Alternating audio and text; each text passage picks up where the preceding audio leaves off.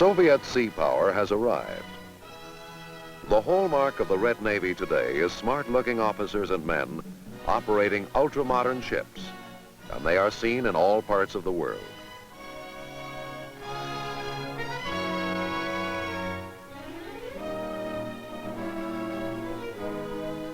These men and their ships sail for political and economic reasons, as well as the military reason. In that sense, and it is real, each cruiser or destroyer or whatever is as much a foreign office of the Kremlin as it is a warship.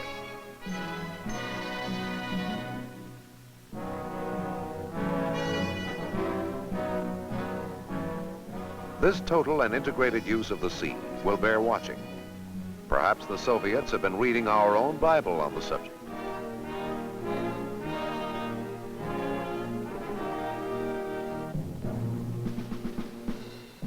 Having brought their seagoing instruments to a fine edge of proficiency, it is highly unlikely they will keep them tied up in ports at home. On the contrary, they are going to use their ships and skills more and more in ways we are apt to like less and less. How are we then, the United States, to view Soviet naval and maritime activities around the globe? With fear and alarm? With suspicion and distrust? With a watchful wait and see? One thing is certain: we can't ignore them. The Union of Soviet Socialist Republics, an impressive landmass embracing about 1/6 of the world's terrain from Eastern Europe to the Orient, yet having access to very few year-round outlets to the high seas. Their Pacific fleet is not assured ice-free ports.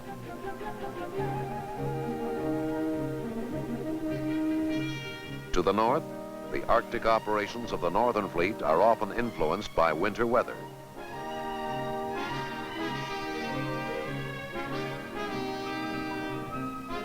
The Baltic Fleet is under the eyes of the Scandinavians, with entry to the Atlantic only after transit of the Skagerrak. And the Black Sea Fleet can move out only if the Turks continue to permit passage of the Bosporus and the Dardanelles. Thus, geography, denying Russia favorable access to the world ocean, forced her early to rely primarily upon land forces. Naval power was a secondary force, one suited for close-in defense and support of the Red Army.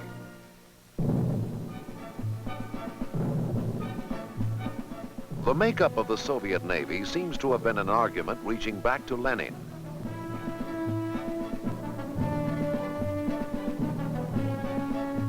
And later with Stalin.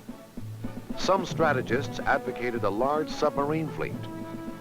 Khrushchev is reported to have said he would scrap most of the cruisers and concentrate on submarines and small surface units.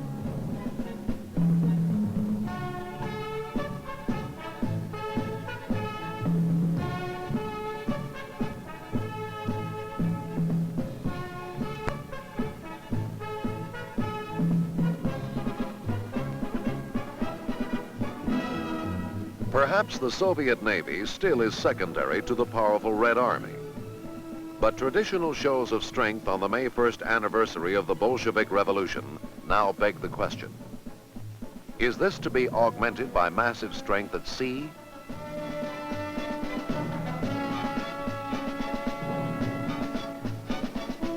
The answer is yes.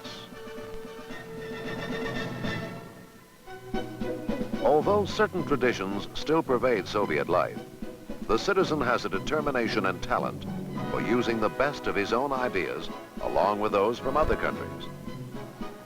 The winds of time have brought a restless curiosity as well as heavy architecture.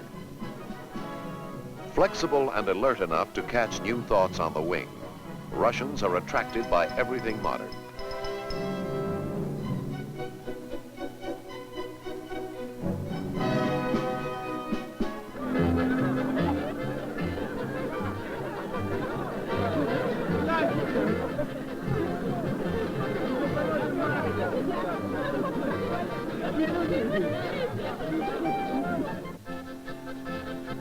Yet this suppleness still competes against an age-old Russian temperament, steeped in folklore and the simple pleasures. We think of the Soviet people as being masters of the expansive land and exploiters of its riches. Yet their wealth often reflects another segment of the Soviet attitude. The inventive impulse, restrained by antiquated habits, has produced a puzzling national personality, one always eager for change, yet in some ways slow to respond. Against this philosophical paradox, the struggle for a naval identity has brought forth a modern Soviet fleet. It was after World War II that the Soviets resumed the sea power buildup we see today.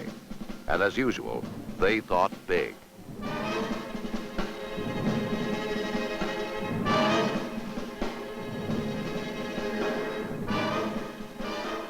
They thought in terms of many cruisers and even more destroyers, along with hundreds of torpedo boats and other small craft.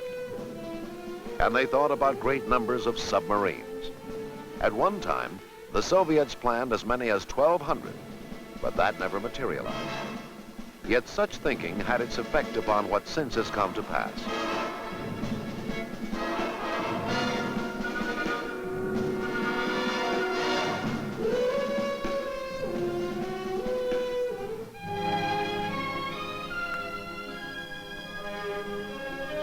The character of modern Soviet strength at sea, in good measure, reflects past dialogues about what to have and what not to have upon the sea. Aside from using the Navy to resist attackers and to protect maritime coasts, Stalin even then seemed to envision the day when further Soviet expansion would have to go by sea. After World War II, there came dozens of new Soviet ships, non-military as well as military. And significantly, every hull that flew the Red Banner was responsive to national control. Tankers, freighters, passenger liners, oceanographic ships, and an ever-increasing array of fishing boats. Each became a watcher and a listener on the world ocean. They could, if the need arose, communicate bits of tactical information to their cruisers, destroyers, submarines, or to command centers. Today, the Soviet Navy is both nucleus and muscle for sea power under the hammer and sickle. A sea power whose primary mission would seem to include countering the combined naval force of the Western world and taking advantage of every political and economic opportunity that can be reached by salt water. Is this a pretentious plan anchored in the clouds? Not in the least. As a matter of fact, the tone and attitude of the Kremlin's approach to the sea would sound quite familiar to America's own sea power prophet.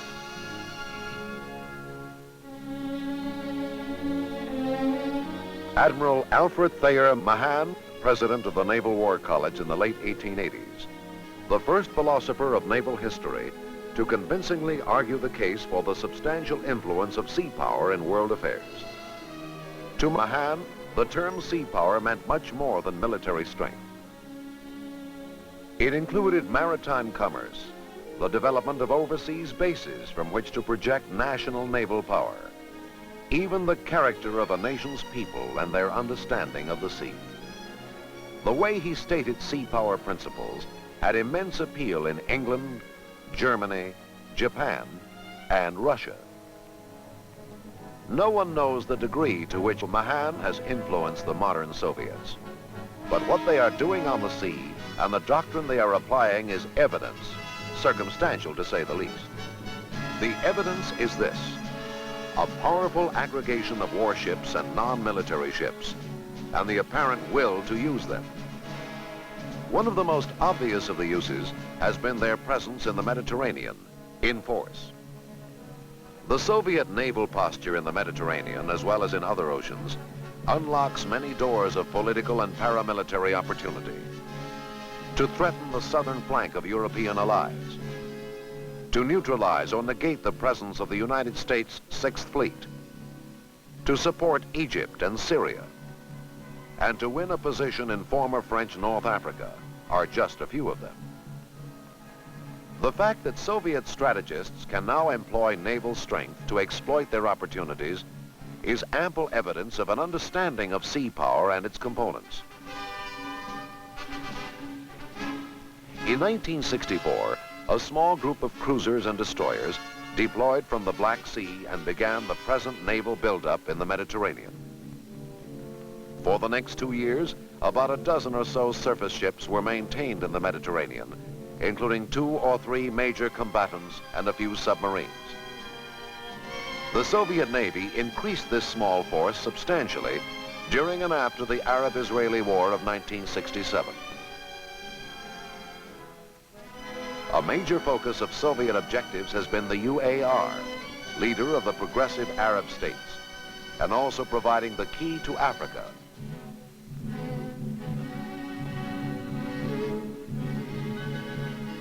And by way of the Suez Canal, the Indian Ocean. Another factor could be Middle East oil. Their aim could be to gain a position to exert pressure on Western Europe's oil supplies. These seagoing emissaries of the Kremlin are conspicuous, to say the least. There are many ships, cruisers, destroyers, submarines, a helicopter ship, and support units. A meaningful show of force.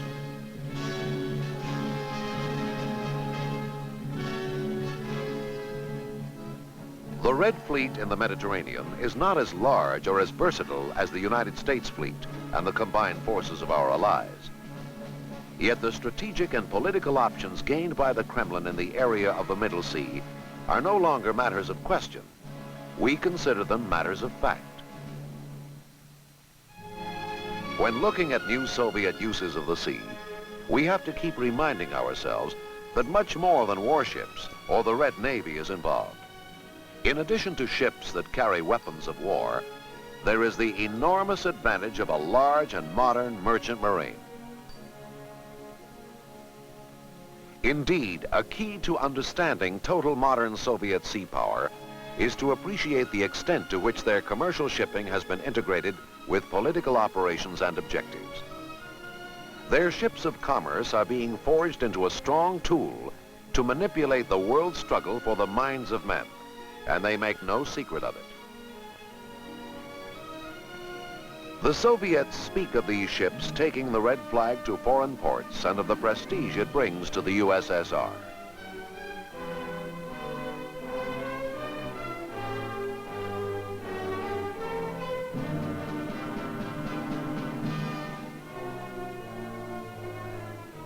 We hear there is a pride in the fact that officers and men serve as ambassadors as well as sailors.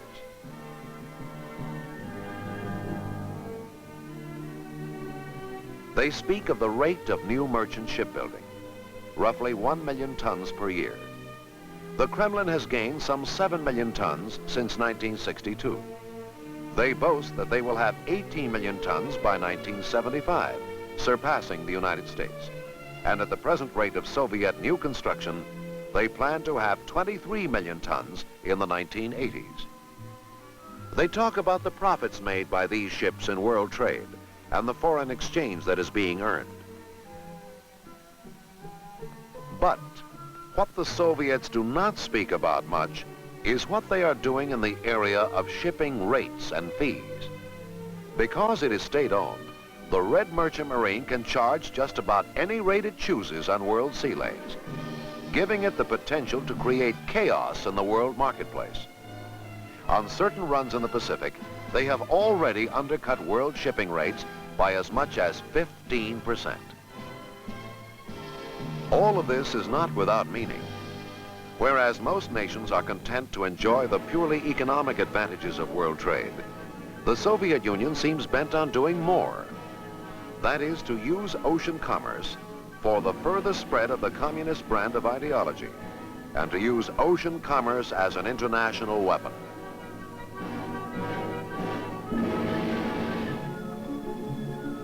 Yet another group of ocean-going vessels helps the Soviet Union blanket the sea with ships. Her fishing fleet, the largest, most modern, and most aggressive afloat.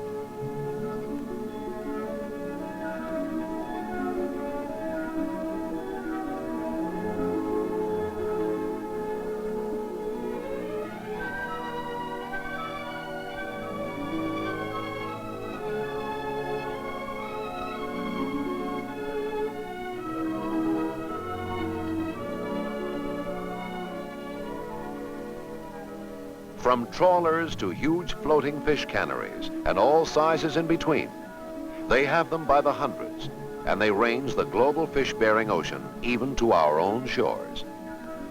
It is said that 25% of the protein in Soviet diet comes from the sea. They constantly add more sophisticated ships to their fishing fleets. Those observed off the coasts of the United States have been built since the late 1950s. The Soviets are not ones to forget traditional delicacies. In this case, the processing of red caviar for exacting palates across the world.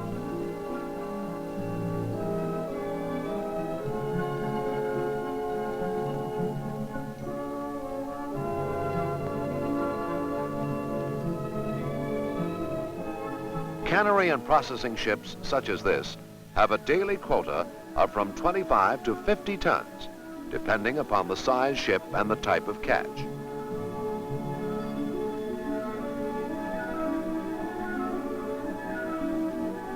Actually, the finished product is a form of currency. That is because in world trade, the Soviets seldom deal in rubles. They barter, or they reluctantly pay in foreign currency. Fish and fish products caught and processed at sea are easily delivered directly to foreign ports as payments on accounts without even touching base in the Soviet homeland. The larger of the fish factories and fish transports are comfortable ships. They are manned by a crew of some 200, including 40 to 50 women. These factory ships are small, self-contained cities with many of the same services: a newspaper, communications back home, stores, apartments.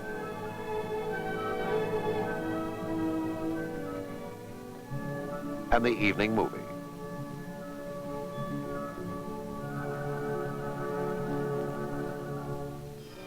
As late as 1950, Soviet deep-sea fishing method and technique was considered crude when compared with ours. That situation has been reversed. A nation's total sea power contains one final element. It is the study of the sea itself.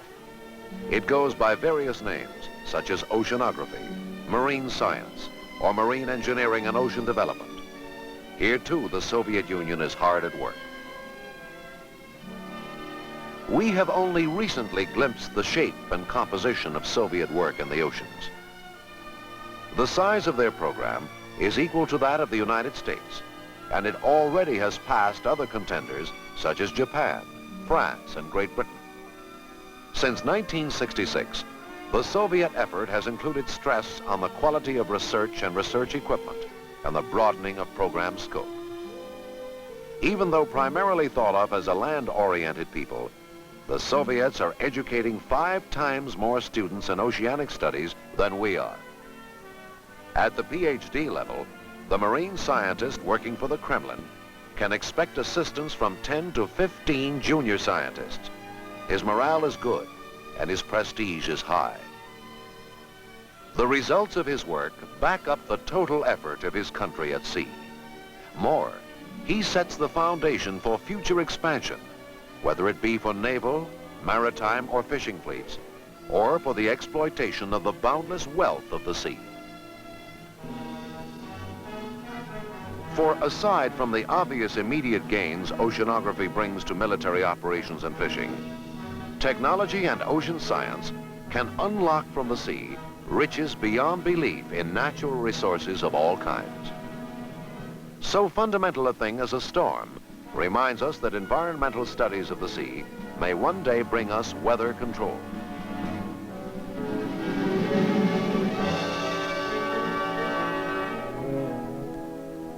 The sea has its treasure to give up. The Soviets know this as well as we do. They also know what it will take to retrieve it. 3 basic developments. The design of vehicles and machinery for submerged operations in the ocean depths. The acclimatization of men themselves to the sea environment, permitting them to perform useful work on the ocean floor.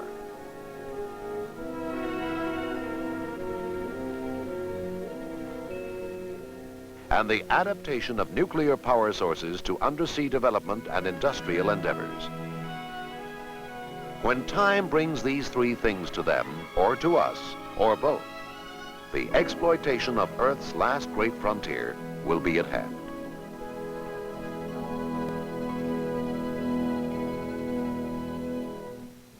As of now, the Union of Soviet Socialist Republics has fashioned a well-thought-out and tightly integrated structure for effective national use of the world ocean.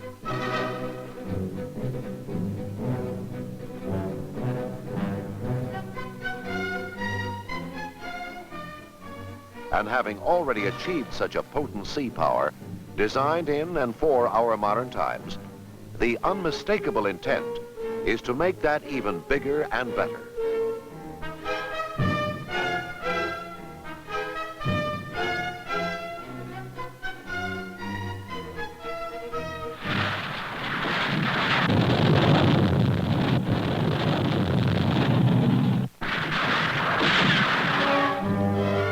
They can do this because the sea itself is open, according to our own principles of freedom of the seas.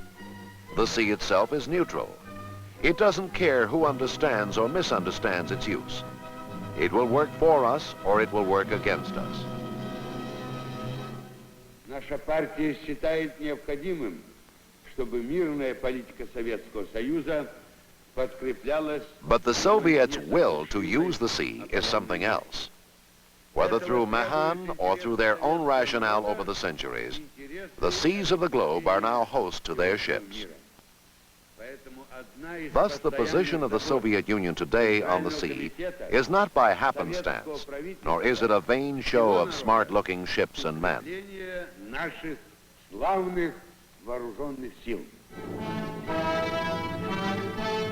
Far from being a show of vanity, Soviet sea power today is real in both size and quality. They have come to know that to go first class among nations, you must be strong upon the sea, as well as upon the land and in the air.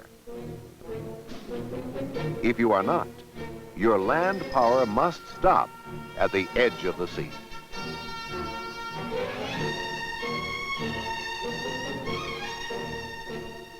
And far from being empty, it has given them a priceless strategic mobility they never had before, regardless of whether Tsar or Socialist was in the Kremlin.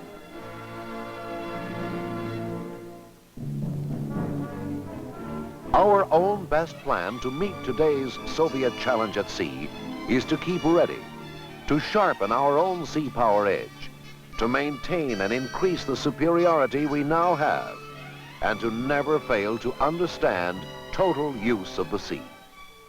For in our age, or in any age, if we do not stay strong on the oceans, those oceans will become dark to us. Only by meeting every sea power challenge can we as a nation see light upon the sea.